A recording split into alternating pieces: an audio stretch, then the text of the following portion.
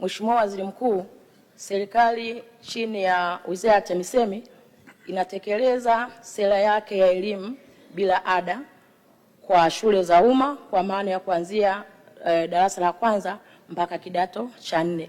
Na Mheshimiwa Waziri Mkuu, kwenye hili naomba nikaipongeze serikali sana kwa jinsi ambavyo imeona mbali sana kumpa thamani mtoto wa Kitanzania, mtoto wa mzazi mnyonge ambaye kwa hali ya kawaida wasingeweza kuwapeleka watoto wao mashuleni. Mheshimiwa Waziri Mkuu, pamoja na nia njema hii ya serikali, ipo changamoto kubwa sana inayowakumba wazazi pamoja na watoto hawa. Na changamoto hiyo, Mheshimiwa Waziri, ni michango isiyokuwa rasmi, ni michango olela ya mashuleni. Mheshimiwa Waziri Mkuu, natambua kwamba swala la watoto kula shuleni ni jukumu la wazazi, hilo halina tatizo. Lakini hii michango ya mara kwa mara, kwa mfano, unaambiwa kila mtoto kwa siku lazima waende na shilingi 1500 kwa ajili ya speed test. Lakini sambamba na hilo, Mheshimiwa Waziri Mkuu, watoto wanaambiwa kwamba kila siku ya Alhamisi waende na shilingi 3500 kwa ajili ya kufanya mitihani 7 kwa pamoja, yani mitihani ya masomo 7 kwa pamoja. Mheshimiwa Waziri Mkuu, nia na dhamira njema ya serikali ya kuleta sera hii bila malipo ilikuwa ni kwa ajili ya kuhakikisha watoto wa wanyonge wote wanapata elimu hii ya msingi ya darasa la kwanza mpaka ya kidato cha 4. Sasa Mheshimiwa Waziri Mkuu, chini ya waraka namba 3 wa mwaka 2016, ningeomba kufahamu nini kauli ya serikali juu ya shule hizi kwa walimu hawa ambao wameleta mfumo kana kwamba sasa ni kausha damu kwa wazazi, wanawakausha damu wazazi kwa kuwalazimisha waweze kupeleka hii michango ya kila siku. Mfano, Mheshimiwa Waziri Mkuu, mzazi mwenye watoto 5 kwa sababu anajua hakuna ada, ni swala la madaftari, ni swala la uniform na chakula, wamewapeleka watoto kwa kasi kubwa sana. Unajikuta mzazi mmoja na watoto 5. Chukua 1500 mara siku 5 mara swali lako. Mheshimiwa, tuende kwenye swali. Swali langu Mheshimiwa Waziri Mkuu, naomba kupata kauli ya serikali juu ya kukomesha hii dhana ya michango olela mashuleni ambayo inaathiri kabisa utekelezaji wa sera hii ya elimu bila malipo. Asante sana Mheshimiwa Waziri Mkuu. Mheshimiwa Spika, nimpongeze Mheshimiwa mbunge kwa swali lake zuri, na alichokisema ni kweli. Ni kweli kwamba katika baadhi ya maeneo kumekuwepo na michango ambayo inaondoa ile maana halisi ya elimu bila ada.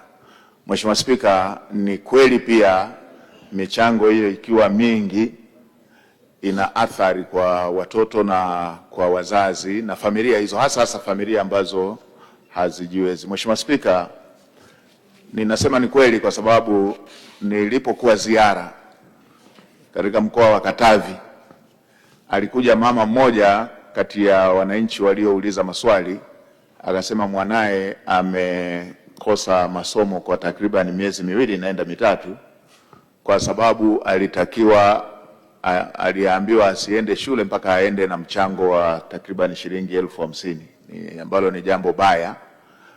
Mtoto kukosa masomo kwa sababu mzazi wake amekosa michango. Mheshimiwa Spika, nilielekeza mtoto yule arudishwe shuleni, na nimpongeze Mheshimiwa mkuu wa mkoa, amenipa taarifa kwamba yule mtoto alirudishwa shuleni, na nilielekeza mamlaka zinazohusika na masuala ya nidhamu kwa walimu wetu wamwite yule mwalimu mkuu kwa uzembe huo, kwamba mtoto ameweza kukosa masomo, ameweza kutokuwepo shuleni muda wote ule, na wao wakaendelea na maisha kama vile hakuna kitu kilichotokea, na lenyewe hilo tutaendelea kuchukua hatua.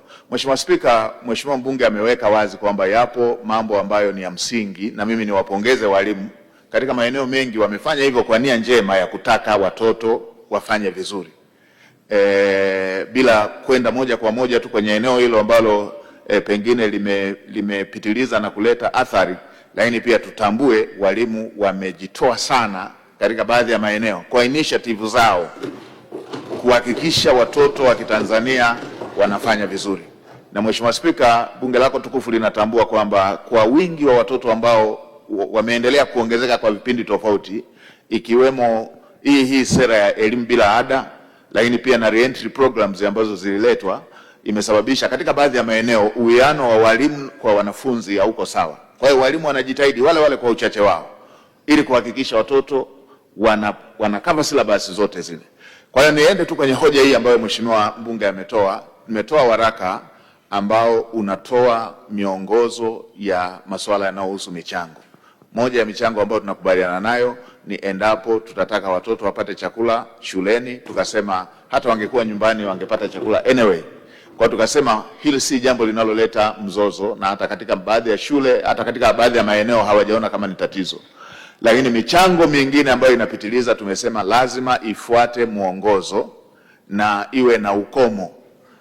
Maeneo haya tumeshawaelekeza wakuu wa mikoa, tumewaelekeza makatibu tawala wa mikoa, na tumetoa waraka ambao unaenda sambamba na waraka huu ambao mheshimiwa mbunge ameunukuu.